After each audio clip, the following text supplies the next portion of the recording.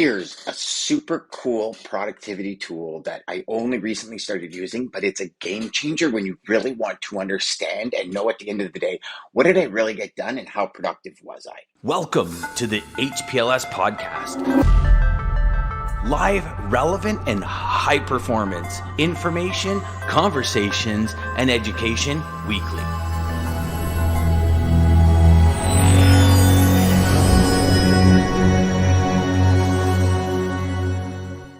Hey everybody, welcome back to Sales Chatter, and I'm on this productivity kick, I guess you could probably tell. And with it comes something that I never actually thought I would do, because for those of you that have watched or been through any of my sales training or been around for any time when it comes to myself and talking about what I do on a daily basis to stay productive, my calendar is like the gold mine for me. It is the central location, the central place where everything happens. And over the last little bit in doing a lot of reading and really diving into the world of productivity, I've found something that or a suggestion originally that I was like, not a chance. This is never going to work. And I tried it and I am blown away. And what it is it's reverse thinking in calendars. So if you're like me and how I was, I would come in the office in the morning, and even up until about 2 weeks ago, I would come in, I would sit down. I always start with my journal.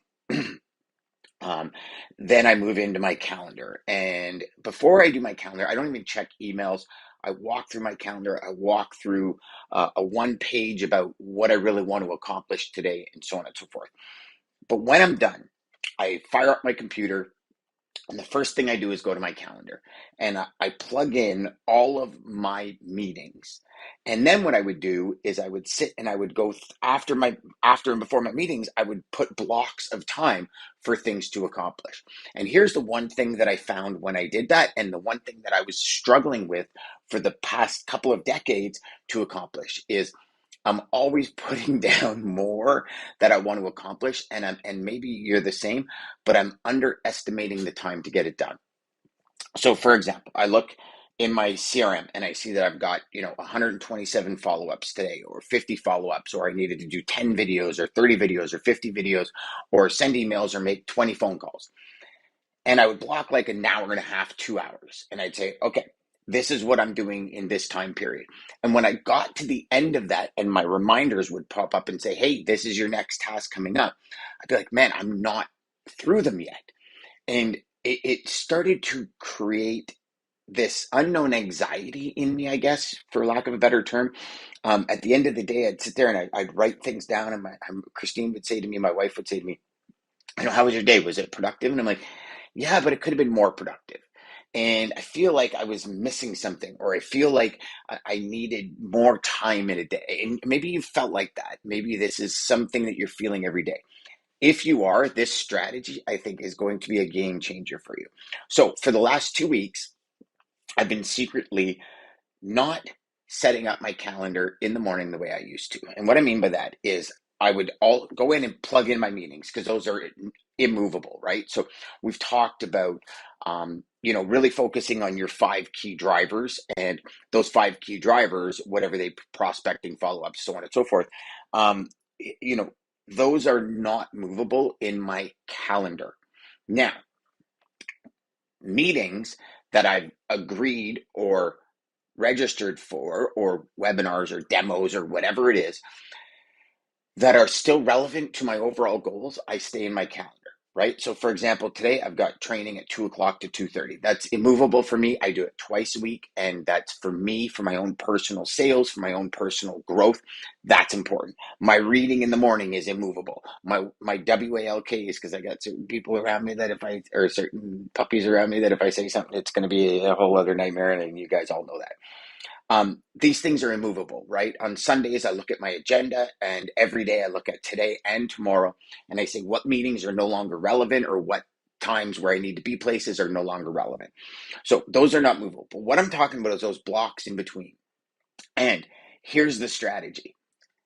Do the work, then fill in the block, right? And I know I'm sitting there and I had the same thought. I'm like, what? But if empty space is on my calendar, some BS is going to fill it. No. Understand what your 5 key drivers are, right? So I'm using another tool, which I'm going to bring up in probably about 2 weeks after I've really dug into it to help you with this. But in essence, take a piece of paper and just write down my 5 big moves today and list them out, right? So prospecting, for example.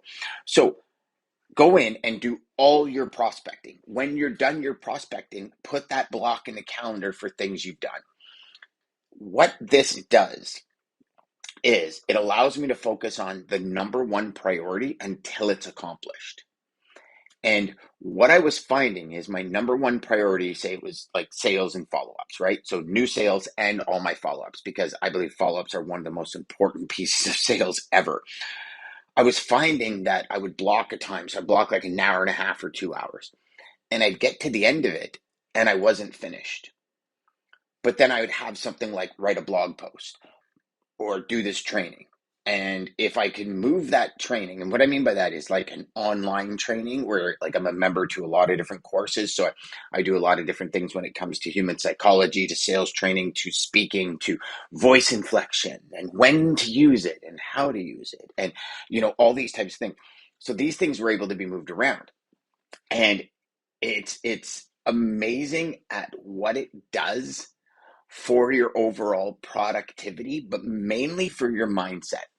Like at the end of the day, one of the things that my agenda asks me is, I would know that today was a great success if at the end of the day I did or felt these things.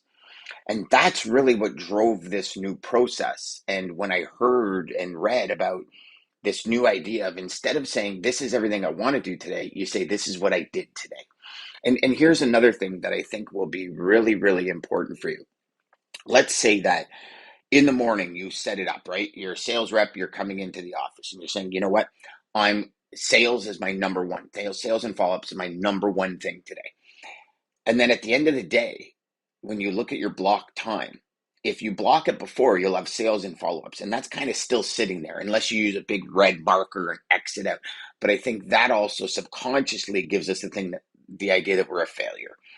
Whereas at the end of the day, if you look at your high performance list, the 5 things you really wanted to get done today, like we're talking 3 major and 2 secondary things that you really wanted to get done today. Those 3 major things, those 3 major accomplishments are the big needle movers. Like the 2 secondary things are the secondary needle movers, right?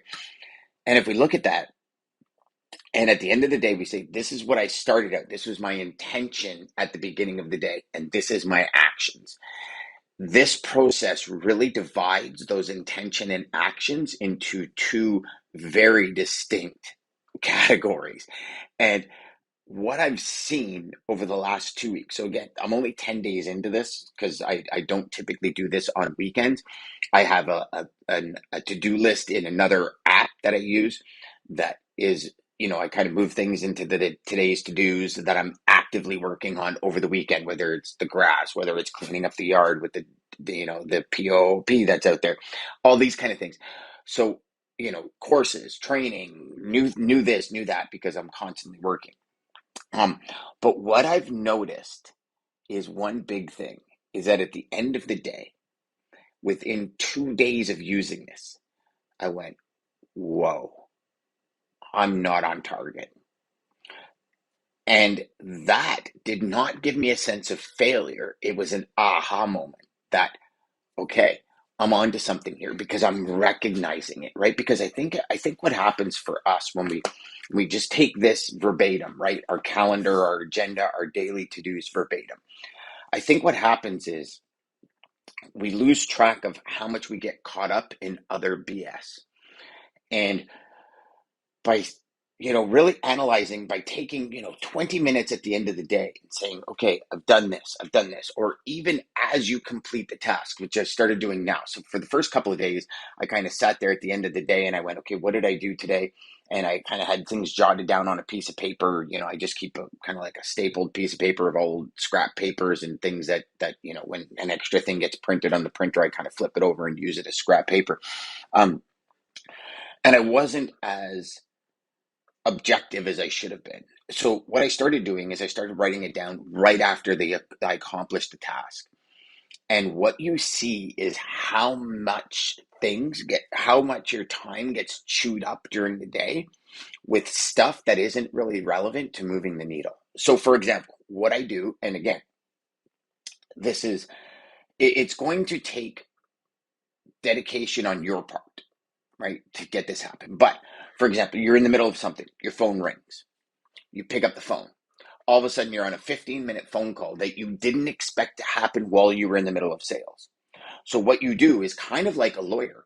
As soon as you hang up the phone, in your day timer, you block that time out. Phone call this person. This is what we talked about. Okay. And so before that, you then write your block. So let's say, for example, it's 8:30 to 9, you're selling, or 8:30 to 9:15, you're selling. So you're sending emails, you're doing your cold calls, you're doing your follow-ups, right? And then all of a sudden you get a phone call at 9:15. And 9:15 to 9:30, you're on this call, or 9:15 to 9:25. This is how detailed I want you to get, because trust me, at the end of the day, you're going to be like, holy crap. 9:25, you're on this phone call with a customer, for example, that's had a problem. Then 9:25 to 9:35, you're talking to your ops team about that problem so they can figure out the solution, right? You mark that down. Then you go back to sales, for example, and then you do that in sales. And then, so say your sales are from 9:45 to 10:30, right? And then what you typically do from that point is you lead generation. So you go in and you find more leads, or you go researching, or you do whatever. Then you do that till noon. So now what you've done is, originally in your calendar, you kind of had from 8:30 till noon blocked out for sales. But what you actually realize is, in between there, you've had these two disruptions, I'm going to call them, because it's taken you out of what you were set to do. And I think what happens when we get set to do something and these things interfere, it causes this disconnect in our minds, where we have to then reset the intention, and it takes us a little while to get into it, right? So then what happens is, you've now just mapped out your morning where you're like, okay, I did 2 hours of sales instead of 3 hours because I had this disruption. So what it does is, at the end of the day, I found this. When I look at it and I say, wow, I spent 5 minutes emailing back and forth with a prospect here. Then I spent an extra 10 minutes doing this, then an extra 20 minutes doing this. So I actually had 45 less minutes of sales today than I originally had set out to do. Now, this isn't a bad thing, because you're taking care of business, right? You're making sure your customers are satisfied. But what it does is, it gives you a firm idea of where your time is spent. Then at the end of the week, what I've done, the first thing on a Saturday morning, I wake up, I grab my coffee, I grab my agenda, and I go through the last 5 days. And I start filtering things out. And we are on, like, I use G Suite for a lot of stuff. And the beautiful thing about a G Suite calendar is, you can actually create different colors for different tasks. And so what I've done over the last 2 weeks is, I started creating a ton of colors, and I'm adding those in as my day goes on. And at the end of the day, I take 10 minutes and I go, okay, now I fill out my online calendar. And at the end of the week now, what I'm seeing is, I'm seeing a massive pattern of how things are getting done. And to me, recognizing that pattern, like you guys have heard me say it before, right? The best saying on earth is the G.I. Joe saying, knowing is half the battle. Knowing where your time is spent is half the battle on increasing your productivity. It really is. You can get any app, you can get any tool, you can get any of this stuff. And in the end, it's all bullshit unless you understand how your time is spent and what is really, truly valuable in your day.